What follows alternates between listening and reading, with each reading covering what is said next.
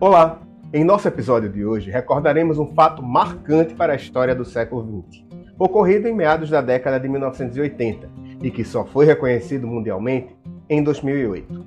Em 1983, os virologistas franceses François Barré-Sinous e Luc Montagnier descobriam um retrovírus que atacava os linfócitos em pacientes com gânglios linfáticos inchados.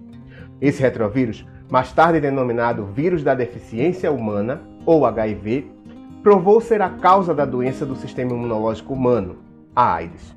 Essa descoberta foi crucial para melhorar radicalmente os métodos de tratamento para quem sofre dessa síndrome e rendeu a Barré-Sinous e a Montagnier o Prêmio Nobel da Medicina ou Fisiologia em 2008.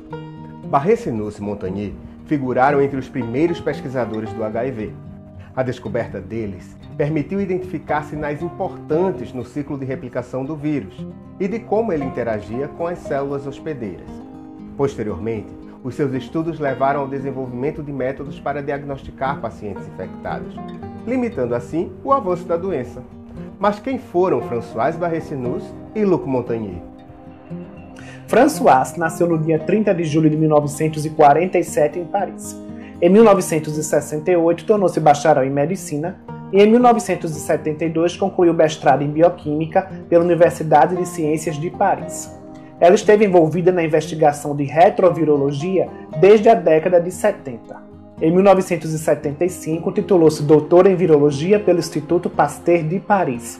Em 1988, tornou-se responsável pelo seu próprio laboratório no Instituto Pasteur e por programas de pesquisa sobre virologia e agentes patogênicos, bem como de acolhimento aos portadores do HIV.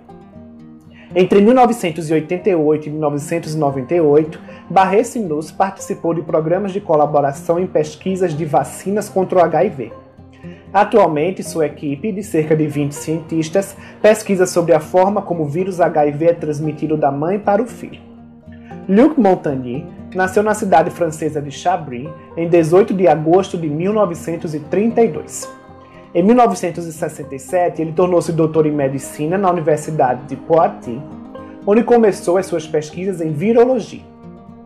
Em 1972, foi nomeado diretor da Unidade de Virologia Oncológica do Instituto Pasteur.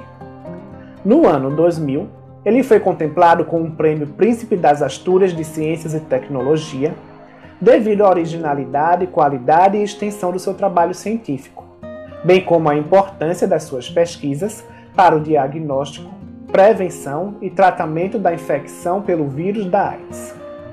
Montagnier é atualmente presidente da Fundação Mundial para a Pesquisa e Prevenção da AIDS, além de ser professor aposentado do Instituto Pasteur e membro da Academia Francesa de Ciência e Medicina.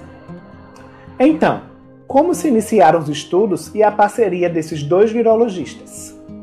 A AIDS foi descrita pela primeira vez em 1981. No entanto, o agente causador ainda era desconhecido. Foi quando entraram os esforços de Barré-Sinous e Montagnier. Enquanto dirigia o Instituto Pasteur, Montagnier decidiu criar um departamento para investigar se alguns tipos de câncer eram causados por retrovírus. Montagnier não era especialista neste tipo de vírus. Por isso, ele trouxe para sua equipe, em 1977, o virologista Jean-Claude Sherman e sua assistente Françoise Barré-Sinous. Aos 30 anos, Françoise já tinha muito conhecimento sobre retrovírus. Em 1983, Barré-Sinous e Montagnier realizaram testes com tecidos retirados de pacientes com AIDS e caracterizaram a presença de um retrovírus, o qual foi denominado inicialmente de vírus associado à linfadenopatia, já que ele veio de linfonodos ou nódulos linfáticos. A linfadenopatia depois foi detectada em outros tecidos dos pacientes. Mas pesquisadores de outros países se interessaram em desvendar este vírus? Sim, além da equipe do Instituto Pasteur, grupos de cientistas americanos realizavam trabalhos na mesma direção.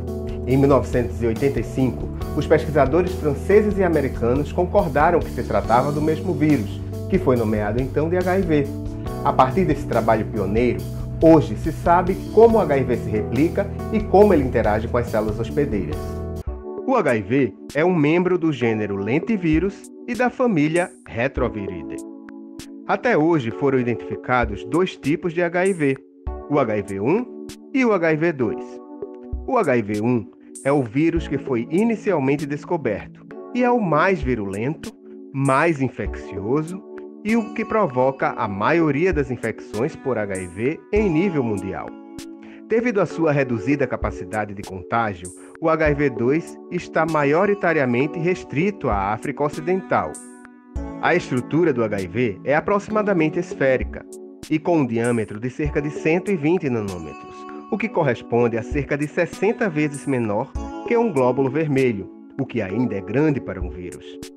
É composto por 2 cópias de RNA positivo de cadeia única de senso positivo, com aproximadamente 9.749 nucleotídeos, que codifica os 9 genes do vírus, envolto por um capsídeo cônico composto de 2.000 cópias da proteína viral P24. O capsídeo é envolto por uma matriz composta pela proteína viral P17, assegurando a integridade da partícula do vírion. Este conjunto é, por sua vez, envolto por um envelope viral, que é composto por 2 camadas de fosfolipídios, obtidas a partir da membrana de uma célula humana quando uma partícula viral recém-formada brota da célula. No envelope viral estão incorporadas proteínas da célula hospedeira e cerca de 70 cópias de uma proteína complexa do HIV que é proeminente na superfície da partícula viral. Essa proteína, conhecida por ENVI, consiste num conjunto de 3 moléculas denominadas glicoproteínas GP120 e uma haste que consiste em 3 moléculas da glicoproteína GP41 que ligam a estrutura ao envelope viral. O HIV pode infectar diversas células imunitárias, como os linfócitos TCD4, macrófagos e microgliócitos. A entrada do HIV-1 nos macrófagos e nos linfócitos CD4 é mediada através da interação das glicoproteínas do envelope do vírion, GP120, com a molécula de CD4 nas células-alvo. Como todos os vírus, o vírus da imunodeficiência humana replica-se utilizando a estrutura genética da célula que infecta, geralmente um linfócito CD4+. Inicialmente, o vírus HIV adere e penetra sua célula-alvo. O HIV libera RNA, que constitui o código genético do vírus no interior da célula. Para o vírus se replicar, seu RNA deve ser convertido para DNA. O RNA é convertido por uma enzima chamada transcriptase reversa, produzida pelo HIV. Este vírus sofre uma mutação fácil nesse ponto, porque a transcriptase reversa tende a cometer erros durante a conversão do RNA viral em DNA. O DNA viral, então, entra no núcleo da célula e, com a ajuda de uma enzima chamada integrase, também produzida pelo HIV, o DNA viral funde-se com o DNA da célula. O DNA da célula infectada agora produz RNA viral, assim como proteínas que são necessárias para formar um novo HIV. Forma-se um novo vírus a partir do RNA e de segmentos curtos de proteína. O vírus é liberado através da membrana da célula, envolvendo-se em um fragmento desta e comprimindo a célula infectada. Para ser capaz de infectar outras células, o vírus recém-formado tende a amadurecer. Ele amadurece quando outra enzima do HIV, chamada protease, corta as proteínas estruturais dentro do vírus, fazendo com que estas se reorganizem. Apesar dessas conquistas, ainda temos mais de 60 milhões de pessoas afetadas pelo HIV. E menos de 5% dos indivíduos infectados no mundo que precisam de tratamento recebem as terapias. Quase 4 décadas depois, a AIDS já causou a morte de mais de 35 milhões de pessoas. Além disso, enfrentamos desafios contínuos para encontrar uma cura e desenvolver uma vacina que seja eficaz. A descoberta do HIV, apenas 2 anos após o reconhecimento da AIDS, foi fruto dos avanços feitos na pesquisa e ao trabalho pioneiro e dedicado de Barré-Sinous e Montagnier. Ambos os laureados do Prêmio Nobel continuam ativamente envolvidos na pesquisa da AIDS. A identificação do HIV foi um grande avanço para a saúde e a medicina ao redor do mundo. Logo após a descoberta do vírus, vários grupos de pesquisa contribuíram para a demonstração definitiva do HIV como causa da AIDS. A descoberta de Barré-Sinous e Montagnier tornou possível a clonagem do genoma do HIV, possibilitando estudos de sua origem e evolução. Isso permitiu a identificação de detalhes importantes em seu ciclo de replicação e como o vírus interage com o seu hospedeiro. Além disso, levou ao desenvolvimento de métodos para diagnosticar pacientes infectados e para fazer a triagem de hemoderivados, o que limitou a propagação da AIDS. O desenvolvimento sem precedentes de várias classes de novos medicamentos antivirais também é resultado do conhecimento dos detalhes do ciclo de replicação viral.